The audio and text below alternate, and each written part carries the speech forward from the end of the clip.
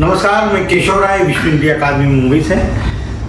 जैसा कि हम कई जो कलाकार होते हैं जिन्होंने समाज के लिए प्रेरणादायी काम किया है और उनके अभिनय से कई कलाकार भी बनते हैं, तो जो अलग अलग विधाओं में जो ऐसा काम करते हैं देश और समाज के लिए बहुत ही प्रेरणादायी है। आज हम ऐसी ही एक महान हस्ती नीतू जोशी की, उद्योगपति तो हैं, फिल्म निर्माता भी हैं, लेकिन इससे बढ़कर वो जो समाज और देश के लिए काम कर रही हैं वो बहुत अद्भुत कर रही हैं। बहुत कम लोग करते हैं इसे। पशु पक्षियों के लिए, इंसान के लिए कई तरह की काम कर रहे हैं और उनको कई तरह से मदद भी दी जा रही है। तो आज हम उन्हीं से बात करते हैं। नमस्कार नीतू जी। नमस्ते केशव जी। अभी हम कई दिनों से सुनते आ रहे हैं, कुछ बच्चों से सुना और लोगों से सुना, और आपके कई वीडियो हमने देखे। पशु पक्षी, कुत्ते रोड पर जो रहते हैं उनका इलाज कराती हैं, उनको घर ले जाती हैं, घर लाती हैं, दूसरी जगह उनकी रहने की व्यवस्था करती हैं। तो ये सब आप जो करती हैं, आपको ये प्रेरणा कहाँ से मिली?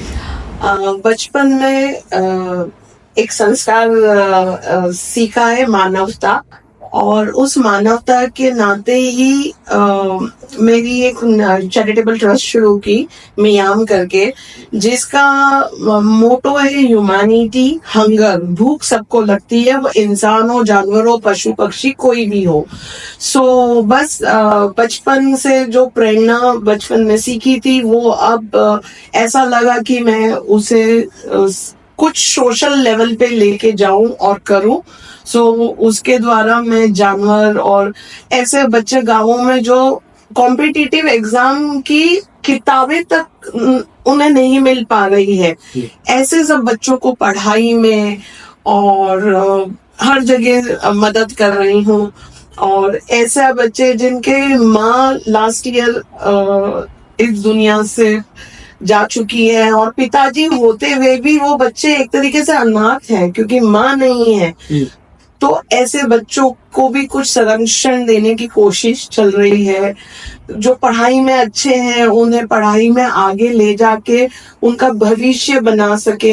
इन सब चीजों में छोटी छोटी तरीके से मेरी संस्था भी काम कर रही है। मैडम, तो नीतू जी मुंबई में, फिर ये ग्लैमर इंडस्ट्री, फिर उसके बाद आप ज्वेलरी डिजाइनर हैं, तो और दूसरी तरफ आप जब रोड पर एक कुत्ता बीमार है, घायल पड़ा हुआ होता है, हमने वो देखे हैं आपको कई बार, जब आप उनको उठाती हैं, रिक्शे में ले जाती हैं, कभी हॉस्पिटल ले जाती हैं, तो क्या लगता है, पूरा दिल और दिमाग से उनके साथ जुड़ जाती है, जैसे कोई अपना रिश्तेदार या परिवार का व्यक्ति घायल हो गया, उस तरह की जो आपकी सेवा भावना, तो आपको लगता है कि अरे ये गंदा है, यहाँ पर हाथ गंदे हो जाएंगे, या उस तरह की भावना कभी आती है? नहीं, उस तरह की भावना बिल्कुल नहीं आती है। उस समय सिर्फ ये लगता है कि एक सोल को बचाने का काम किया जा रहा है और हर सोल मैटर करती है। और जैसे कि हमारे हिंदू धर्म और जैन धर्म में हमने सीखा है कि हमारे पूर्वज या हमारा ही कोई स्वरूप इन जानवरों, पशु पक्षियों में है। तो जब मैं मदद करती तो मैं बस यही सोचती हूँ कि ये कोई कर्म है जो भगवान मुझसे करवा रहे हैं, शायद पिछले जन्म में बैलेंस होंगे और मैं कर पा रही हूँ, तो मुझे वो खुशी होती है। वो खुशी इतनी ज्यादा है कि मुझे ये नहीं दिखता है कि कपड़े पे क्या कचरा आया, कि क्या खून आया, कि कुत्ता आपको काट लेगा या बांस आ रही है, कुछ नहीं दिखता है। उस समय सिर्फ एक भावना जुड़ी होती है। अच्छा, आपके टेरेस में अभी आपके बंगले गए हैं, इतने मिट्ठू, तोता, कई तरह के हैं, वो उनको भी आपने पाल के रखा है। और अभी हमारी बातचीत शुरू करने से पहले सोसाइटी से खबर आई कि उस बिल्ली का ऑपरेशन हो गया जी। तो ये क्या है? मेरे वहां पे 2 कुत्ते, 6 बिल्ली, 2 पंछी हैं अभी, और सारे स्टेरी रेस्क्यू करे हुए हैं। अभी 15 दिन पहले ही मैं एक बिल्ली का बच्चा ताज होटल कोलाबा गई थी और जैसे ही बाहर निकली बारिश बहुत चल रही थी, तो बच्चा बोनट के अंदर था। अब वहां से दरबार ने निकाला और वो इतना छोटा बच्चा था, मतलब कुछ 12 दिन 15-20 दिन का होगा। अब वैसे बच्चे को वो दरबान तो वहीं छोड़ रहा था जी। और वो बारिश इतनी तेज चल रही थी बॉम्बे में कि मुझे पता था वो बच्चा मर जाएगा। सो मैं उस बच्चे को लेकर आई, उसका नाम हमने चुन चुन रखा है और वो अभी हमारे साथ है। और मैं बिल्ली कुत्ते इनके स्टेरिलाइजेशन करा देती हूँ ताकि उनकी जनसंख्या ना बढ़े। और मैं ये बिलीव करती हूँ कि समाज और जानवरों के बीच तालमेल बना रहे।